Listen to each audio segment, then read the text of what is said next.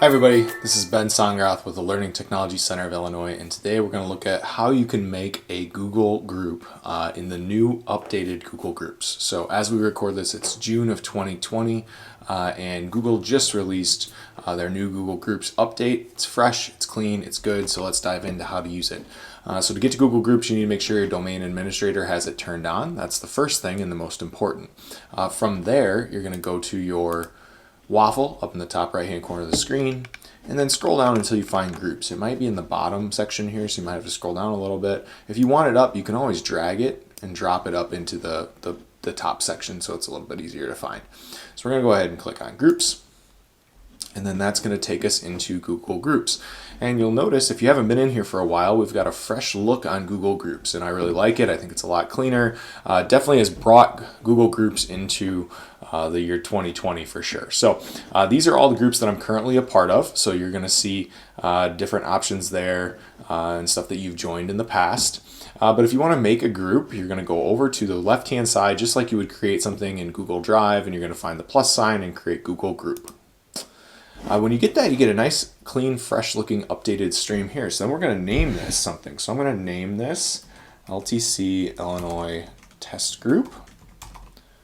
Okay, and then you notice that as I name it, it's going to then give it a group email. So generally, whatever you name it, the group email will become that. Now, you can always go in and adjust this if you want. So if you want to say maybe take away the group as a part of that, you can just delete that, and now the email, if it's available, will show up as ltcillinoistest@ltcillinois.org. Okay, you can also switch it to @googlegroups.com. You might have a little bit harder time, if it's a generic test or group name, finding that name available, but that's certainly a neat option. You give it a group description if you'd like, and then go ahead and hit next. And in the next screen, you're going to choose your privacy settings. So in this case, you're looking at who can find people, so you can see who can search for your group. You want to make it your organization, anyone on the web, or just your group members who can join. This can be important depending on what type of group that you're organizing. If you're using this with students, then maybe you want to just limit that to only invited users. But if you're maybe, a bigger organization, you can open it up to anyone in the organization can ask, or just allow anybody to join. So it kind of depends on the style of group that you're attempting to organize and to create.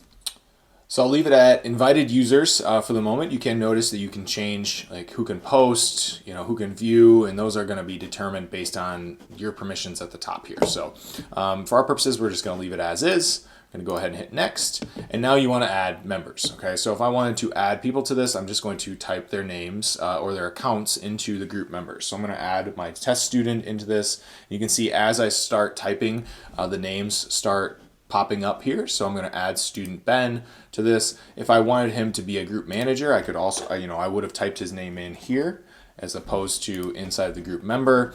You notice I get the error, this person's already a member of the group because I put him in up here first. So if you are making somebody a manager, you want to put them in first. You don't need to make them a member and a manager.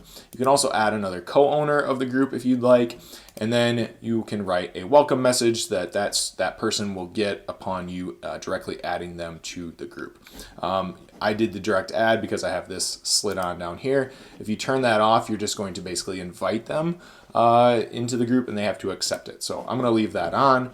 And then the other option here is, do you want them to have, what type of subscription do you want them to have? So all email means that they're going to get everything that gets sent to you or gets sent to the group will show up in their inbox.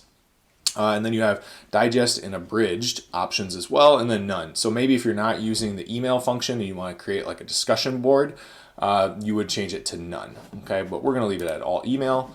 And then all you have to do is create the group. And just like that, we now have our group with 2 members in it. I can go to the group, and here is my group. And you can see there's no conversations. So once you're using a Google group, you can actually use it in 2 different ways. So you can start a new conversation from Google Groups if you'd like, or as an example, you can see if I go into student Ben here, and then we go into his mail. So he's actually going to be able to, from his email, compose a message and then send it to LTC Illinois Test Group, and you can see that it pops up down here as the group. and then that message will go to all of the group members. So when you're making a Google group, it's much easier for communication, for you to be able to send out an email to a mass group of people without having to type in all of their information, everybody's email, and you worry about leaving somebody off. Just create the Google group, and then you can send them an email and it'll go directly to them. Now you can also use Google Groups to send out Google Forms, share documents, share Google folders. You can do all sorts of things with groups. So groups are a great way to create a system of communication that can be effective at reaching a mass of people without having to type in everybody's email individually. So thanks for watching this video. I hope you found it helpful, and stay tuned for more.